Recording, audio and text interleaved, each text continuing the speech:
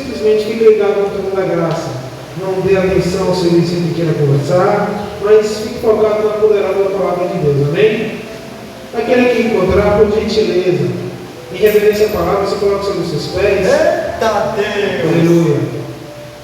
1 Pedro capítulo 3, versículo 1 diz assim: semelhantemente vós, mulheres, sede sujeitas aos vossos próprios maridos, para que também, se alguns não obedecem à palavra, pelo porte de suas mulheres, sejam ganhos sem palavras.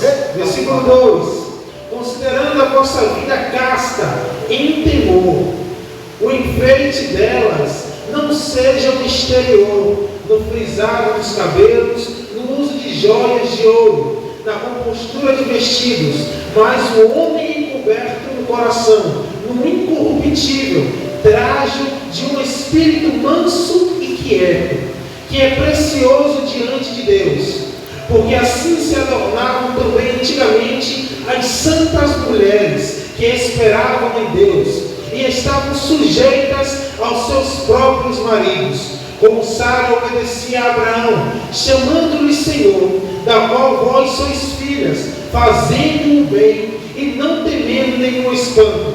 Igualmente vós, maridos, coabitai com elas com entendimento, dando honra à mulher, como vaso mais fraco, como sendo vós os seus cordeiros da graça da vida, para que não sejam impedidas as vossas orações. Olha! Podeis dar glória ao nosso Deus. Irmãos, antes de entrar de fato nesse texto e contextualizá-lo nessa noite, eu preciso dar a entender aos irmãos onde se está essa história, por quem é narrada, quem é que conta essa história. O título fala que é de 1 de Pedro, e ele é o autor, mas onde ele estava localizado é a curiosidade. Pedro, no final, no capítulo 5, no versículo 13, ele vai falar que ele estava na Babilônia. E essa carta é direcionada aos irmãos que estão na igreja da Ásia Menor. Só que Pedro usa dessa estratégia para que Babilônia, ele era conhecido como a Roma. Então Roma em si era o local onde Pedro estava. E Pedro, ao escrever essa carta, ele vai ajudar os irmãos e consolar os irmãos. Por quê? Porque onde os irmãos estavam na Ásia Menor, a igreja era perseguida.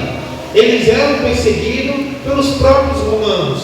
Os romanos que dominavam aquele local, eles oprimiam aos cristãos daquela época. Eles humilhavam os cristãos daquela época e muitos daqueles cristãos também eram escravos. Então sofriam muito na mão dos romanos. Então Pedro, ao escrever essa carta e enviar a esses irmãos, ele traz esse consolo a eles, ensinando sobre o amor, ensinando que eles deveriam ser igualmente a Cristo, ainda que sofrendo perseguições, ainda que sendo humilhados, e por que não dizer, ainda que sejam mortos, mas que continuassem fervorosos e temendo a esse Deus poderoso. Pedro, ele vai dar essa lição, essa motivação aos irmãos que eles se sentiam tão oprimidos e tão sufocados para a igreja em Roma. Ou, melhor dizendo, com aquelas pessoas em Roma. Então os irmãos, precisando dessa ajuda, Pedro, ele escreve essa carta direcionada a eles. E aqui no capítulo 3, Pedro ele vai começar a instruir aos maridos e as mulheres cristãs, como deveria ser o relacionamento de um com o outro, como deveria ser o tratamento de um com o outro. Por quê? Porque dentro da cultura romana,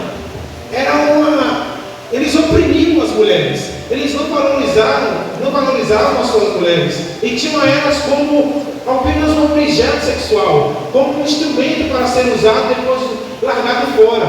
Então Pedro aqui, ao escrever essa carta, no capítulo 3, ele direcionava para os maridos e para as mulheres, ele quer trazer a esses irmãos a verdadeira essência daquilo que Deus já tinha declarado. Louvado seja Deus! O amor, da aliança, de serem simplesmente uma só carne. Glória! E entrando agora de fato no texto, Pedro ele vai começar a detalhar como deve se comportar a mulher cristã. A mulher cristã, ela tem que ser sujeita ao seu marido, sujeita à autoridade do lar. Mas eu peço aos irmãos que nessa noite aqui se encontram, que também tudo que eu for falando em relação às mulheres, vocês guardem ao contrário, no sentido de que, imagina que Pedro, ao falar com as mulheres, também estava falando com os irmãos. Mas tenham paciência que daqui a pouco eu explico o motivo. Então Pedro ele começa falando para as mulheres para que elas sejam sujeitas aos seus maridos. Aí ele vai falar aqui: as mulheres sejam sujeitas aos próprios maridos, para que também, se alguns não obedecem a palavra, pelo porte de suas mulheres, sejam danos sem palavras. Papai. Pedro está ensinando aquelas mulheres que, ainda que seus maridos não assumam a responsabilidade que Deus ordenou a eles, ainda que seus maridos não estejam cumprindo a missão que Deus entregou a eles, vocês, mulheres, não precisam assumir a responsabilidade, mas dêem um exemplo a eles de como é que uma mulher cristã deve se manter, e através da sua postura, através da sua maneira dentro de casa, você conseguirá ganhar o seu marido. Oh, aleluia! Então Pedro aqui ele vai falar de fé, junto com ações e sem as palavras. É ação com fé, mas sem palavras. Porque muitas vezes a gente quer falar, e no dia de hoje principalmente, muitas mulheres falam com seus maridos, e muitas, por nem terem sabedoria, pastor, acabam muitas brigando com seus próprios maridos, e isso não faz com que eles venham para o Evangelho. Eles não abracem o Evangelho pela falta de sabedoria de algumas esposas. Quando Pedro aqui ele vai falar: olha, mulheres, vocês, até mesmo sem palavras, Deus está lhe dando a capacidade de vocês ganharem os seus maridos. Então não precisa de muitas palavras, não precisa de muitas coisas para que seu marido seja ganho, porque aqui mesmo no texto comprova, sem palavras, só pela forma, no trato. E muitos testemunhos, irmãos, a gente já ouviu de mulheres que eram humilhadas pelos seus maridos, espancadas, agredidas. E as mulheres vão perseverando, se dizer uma palavra, orando, buscando. Eu conheço pessoas que foram assim, orando e buscando o Senhor, e o Senhor me dando graça para suportar, me dando graça para aguentar essa peleja, e até o momento que o marido disse sim a Jesus, disse sim ao Senhor, mas ela não precisou falar muita coisa. É claro que o exemplo era dado, a palavra era lida, mas sem dizer muitas palavras. Certa vez a irmã me contando que ela ia para a igreja, seu marido não ia, mas ela, antes de ir para a igreja, ela passava a roupa dele e deixava em cima da cama e falava: eu estou indo para a igreja, sua roupa está lá, se você quiser, é só vir com a gente. Mas estava lá. Isso é fé, irmão, com ação, sem precisar de palavras duras e que machuquem. Então Pedro ele passa essa lição para aquelas mulheres, de não muitas palavras.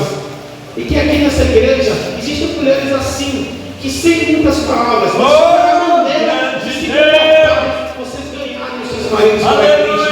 Vocês serem um exemplo para outras mulheres e falar para elas: você, por mais que ainda esteja passando por dificuldade, creia no Deus soberano, dê um exemplo e ele se converterá a Cristo. Ele fala em casta para que você não queira se aparecer, mulher.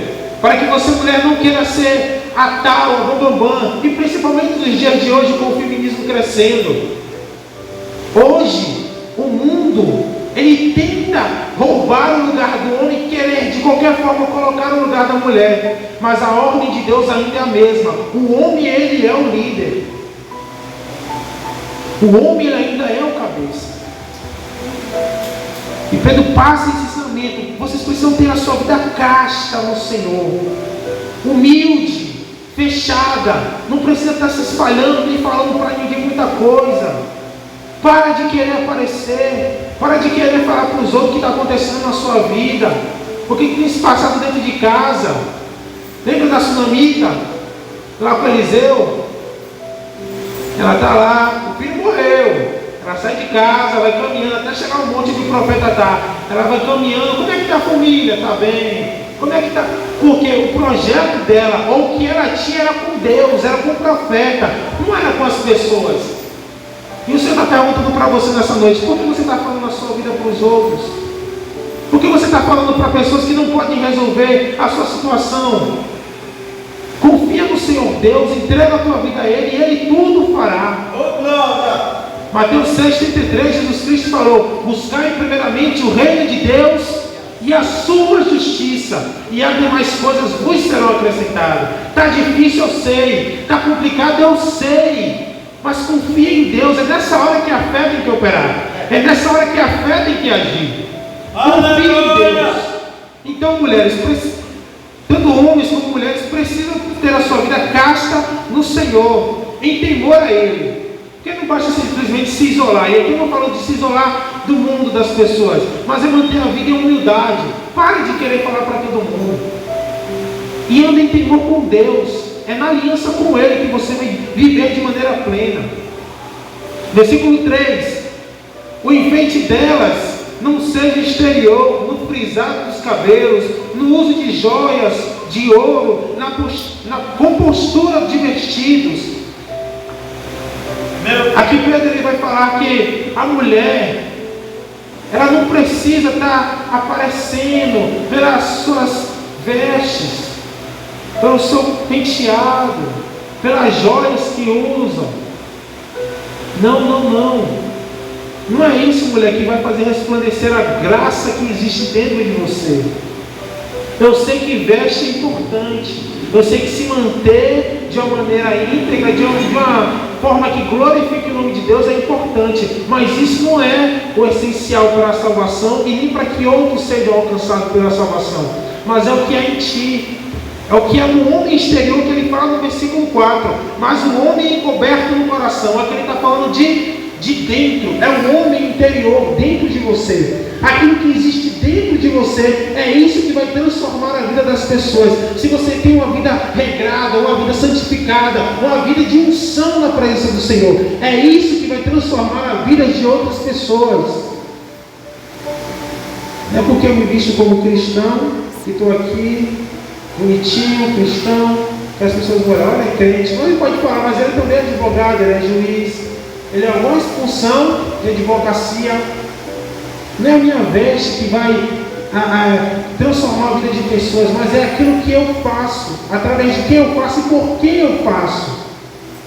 É o poder do Evangelho que existe em cada um de vocês. Como bem nosso irmão falou nessa noite, Deus ele deu capacidade a todos nós de pregar o Evangelho. Todos nós que temos as nossas bocas e temos o privilégio de abrir ela, nós temos a capacidade de pregar o Evangelho. Mas basta que a gente se coloque na posição, deixe que o Senhor lhe opere. E para vocês, mulheres, homens, líderes de família, é a mesma coisa. Seus filhos, eles precisam se espelhar em você e ver esse exemplo. As pessoas, a comunidade, a igreja que você congrega, precisa olhar para você e ver o exemplo em você.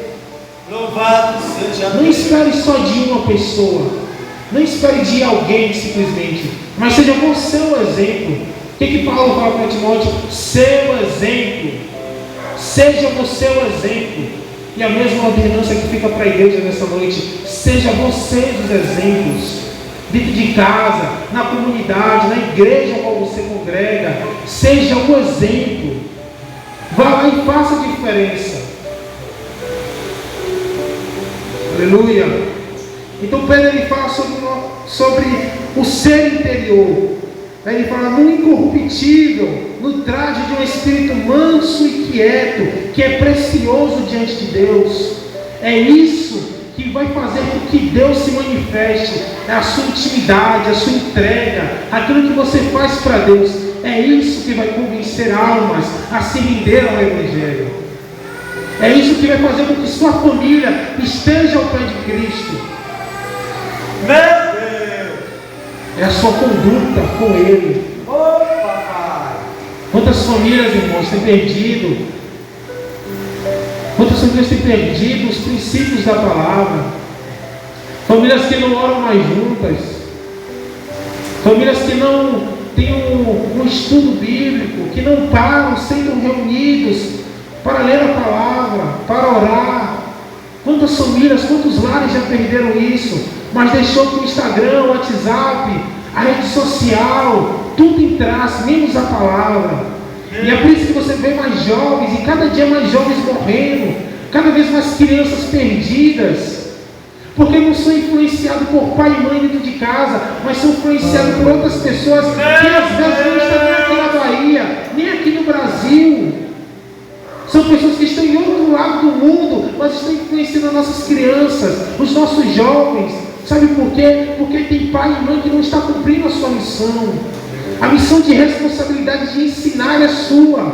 Deuteronômio capítulo 5 ou 6, não vou me lembrar agora, o Senhor Jesus dá ordem a Moisés para que os pais ensinem aos seus filhos, quando levantarem, caminhando, andando, pensando, em todo momento, ensina a palavra de Deus aos teus filhos. Para que eles guardem. Aí em Provérbios Salomão fala o quê? Para que quando o filho cresceu, ficar idoso, ele não se esquecerá do caminho, ele não vai se desviar do caminho. O filho pródigo, Lucas 15, ele se afasta da presença do pai, mas quando ele perde tudo, o que é que ele lembra? Da casa do pai. Eu tenho um pai, eu tenho alguém que zela por mim. É isso que vocês têm que implantar nos filhos de vocês, nos netos de vocês. É a palavra de Deus que tem que arder no coração de cada um deles. Aleluia. Vamos seguindo, ponto do horário. Aleluia. Aí ele vai falar de Sara, que obedecia a Abraão, chamando-lhe Senhor, da qual vós sois filha, fazendo o bem e não temendo nenhum espanto. O exemplo de Sara. Assim como Pedro, aqui nessa epístola, ele usa o exemplo de Noé, e também usa o exemplo da família de Abraão. Uma família que por muitas dificuldades que passou, mas foi perseverante. E o Senhor abençoou aquela família.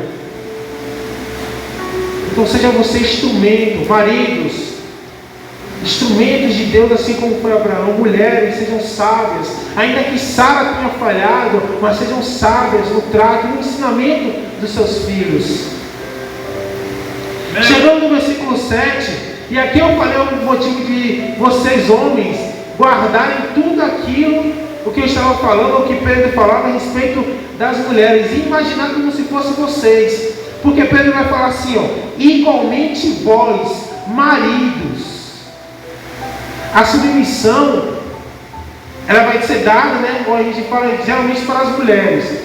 Submissão em si significa uma missão que Deus deu ao marido, e a mulher é aquela pessoa que vai estar ajudando na missão.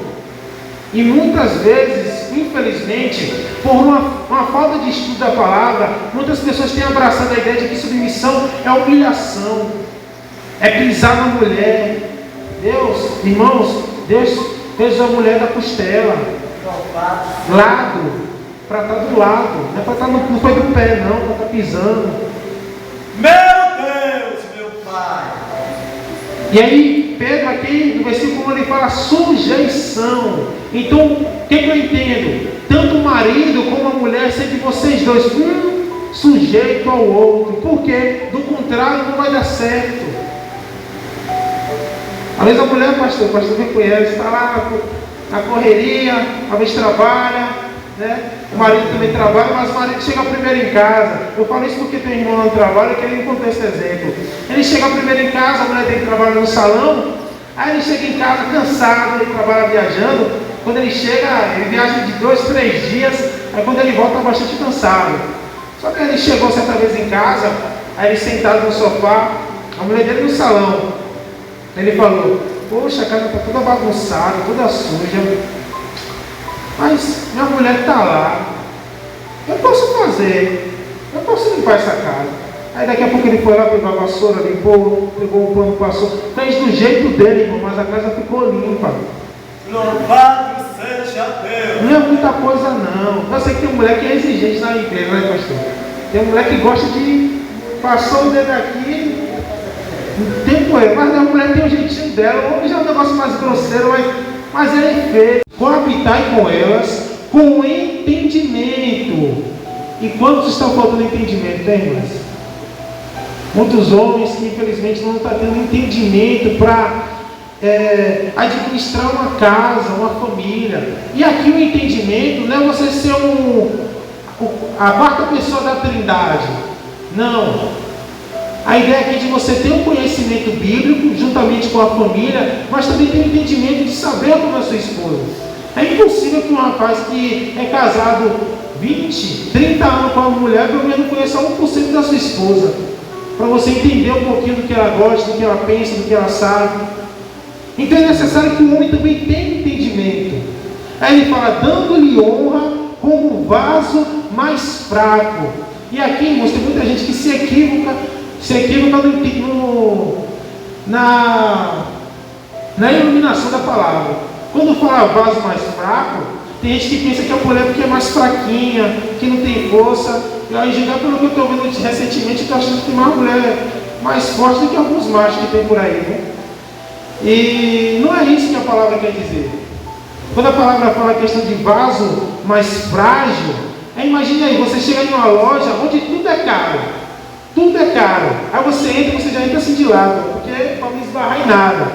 Por quê? Porque se você esbarrar e aquela peça cair, você sabe que é muito caro, é muito gasto. Então a imagem que Deus está dando é isso. É de algo que é tão precioso, tão valioso, que você tem que ter cuidado de zelar por aquilo que Deus lhe deu. Então, maridos, zelem por as suas esposas. Meu Deus, meu Pai. Tenham cuidado com elas, porque é algo precioso que Deus colocou na mão de cada um de vocês. Aleluia! Como sendo co-herdeiros da graça da vida, para que não sejam impedidas as vossas orações. Quando Pedro fala sobre co-herdeiros da graça da vida, ele está falando de a salvação. Quando Cristo morreu na cruz do Calvário, Ele não determinou, olha, eu vou morrer na cruz por causa dos homens. O Senhor morreu por toda a humanidade.